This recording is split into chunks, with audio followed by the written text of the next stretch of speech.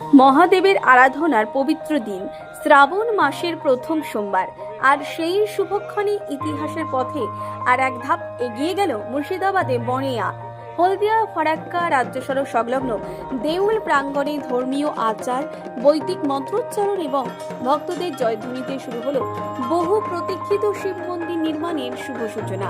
দিনভর চলে বিশেষ পুজো, হোমযজ্ঞ, মহাপ্রসাদ বিতরণ, খিচুড়ি ভোজন এবং বস্ত্র বিতরণ।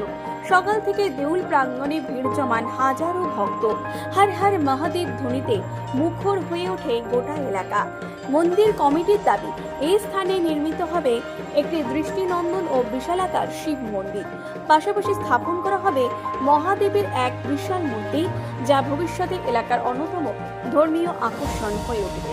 এই প্রকল্পে প্রায় 1 কোটি টাকা ব্যয়ের সম্ভাবনার কথা জানিয়েছেন উদ্যোক্তারা।